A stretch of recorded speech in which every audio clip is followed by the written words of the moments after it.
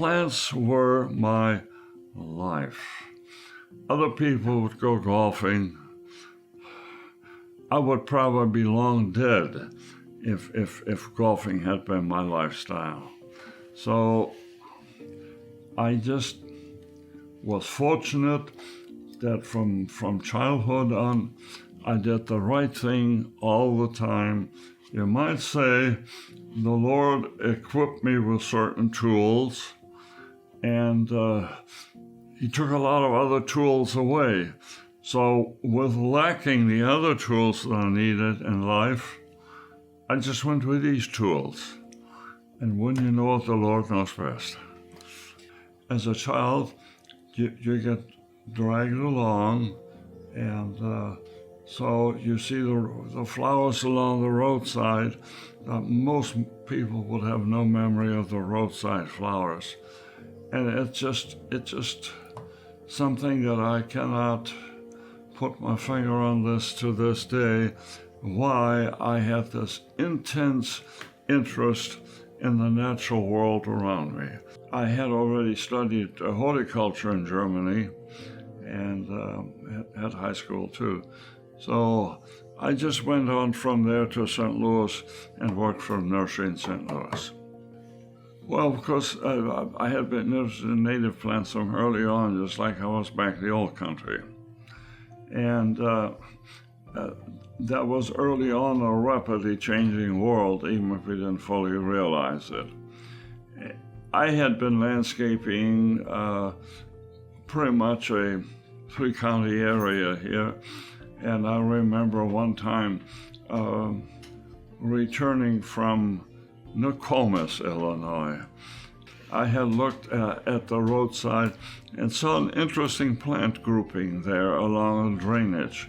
So I pulled off the road a couple hundred feet up ahead. I stopped on the road there, walked back again, and looked at those tall plants, and there was sweet cornflower. Sweet cornflower is relatively well known, was relatively well known, but it looked different.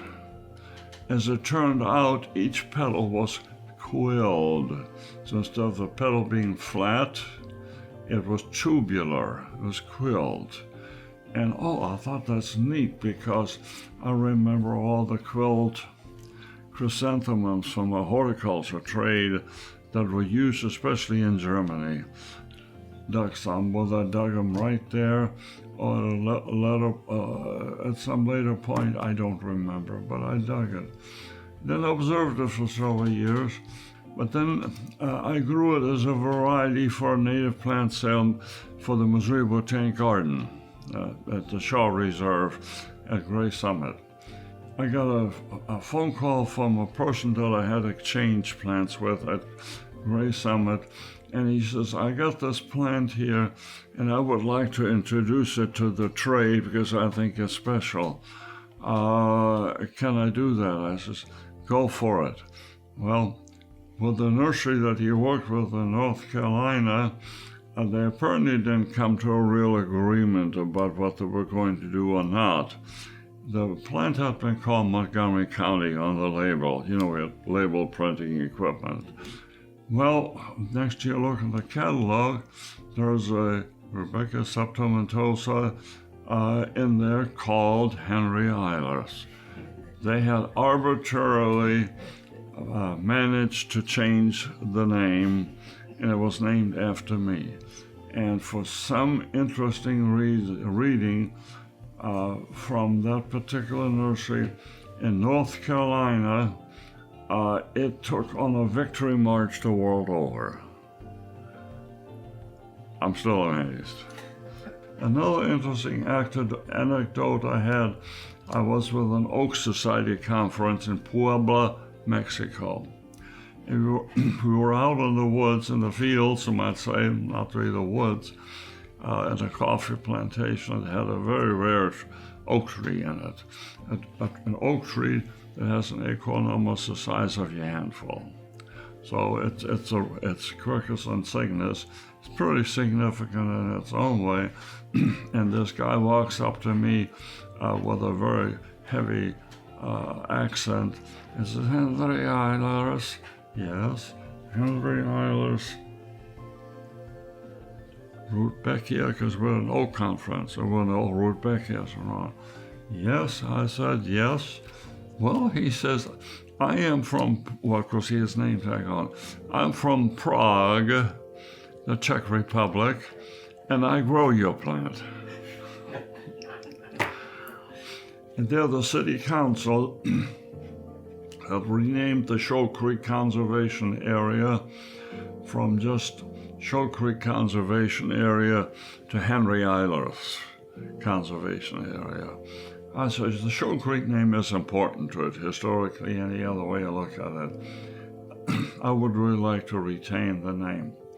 Well, fortunately, they didn't get ticked off at me. They says, well, we'll make it Henry Eilers Shoal Creek Conservation Area. That's a long name. So, but they did. And so it was named Henry Eilers Shoal Creek Conservation Area. Don't follow some piper. Follow your passion.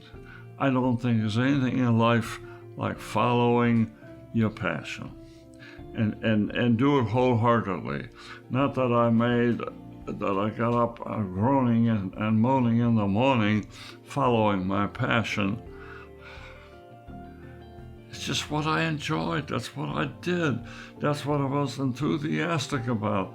Even though my body is not cooperating, I think that's what I'm still, that passion is what I'm still following. It's absolutely true what you read, that if we stand tall, we always stand on the shoulders of others. We definitely do.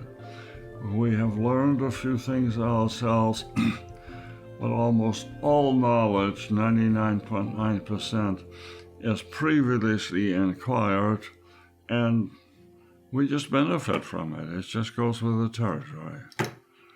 It's amazing. Life is amazing. Life is an amazing journey. The Lord's been good to me.